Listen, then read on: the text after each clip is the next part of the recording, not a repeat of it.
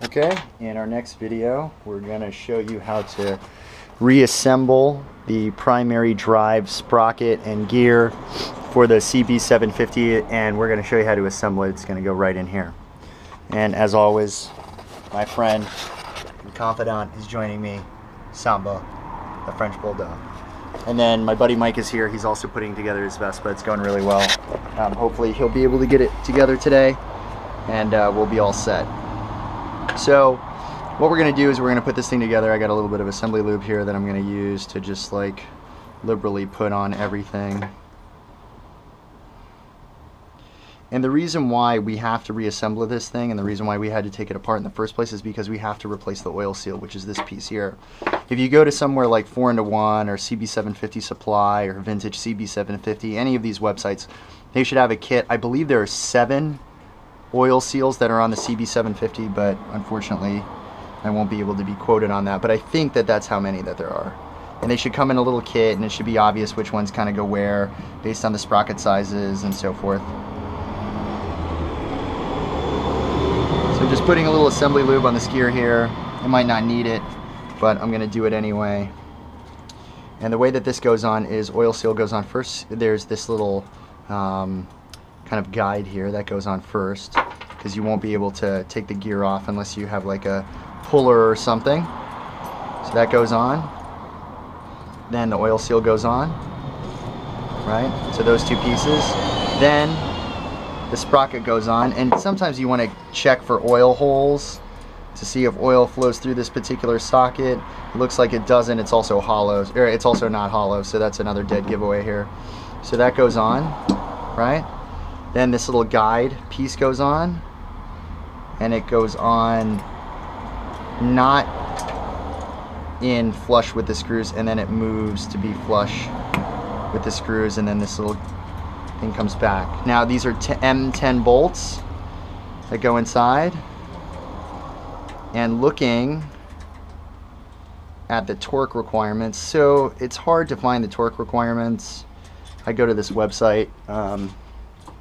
It looks like there's a torque cable here, and we're connecting the drive sprocket, and that's going to be between 5 and 10.8 foot-pounds. I'm just going to go ahead and set it for 10.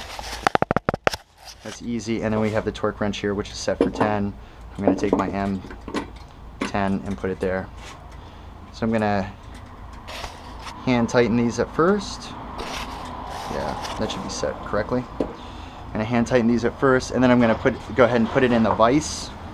You have to kind of cantilever it into the vise. I got just 2 pieces of plywood here that I'm going to use so I don't screw up the teeth in the sprocket.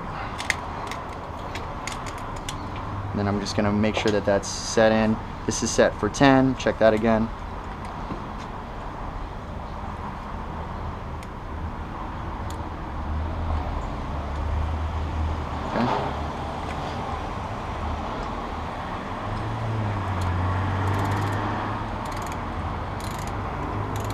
Okay, I'm going to wait to see if that, I'm going to get that one on there before I torque it down.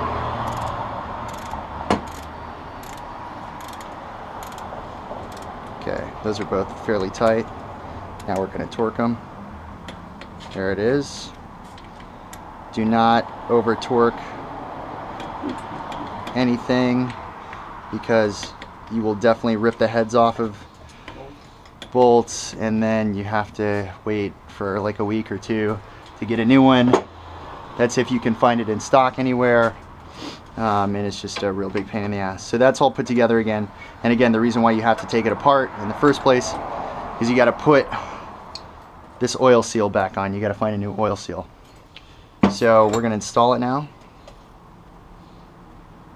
and again, liberal use of the assembly lube.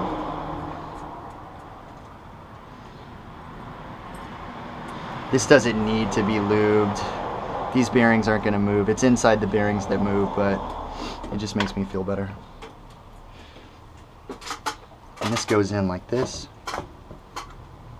These 2 bearings go in. And then I'm going to try to put this guide at about 90 degrees all the way down, and it should spin freely. and it's going to connect to the transmission, which is going to have two shafts, one shaft going this way and another with a clutch on this end over here kind of going this way, and we'll do that next. So we have two items installed, the Kickstarter and we have the primary drive assembly here, and that should spin pretty freely and it's looking pretty good and it's all torqued up. So I'm going to take a break and come back to the next one.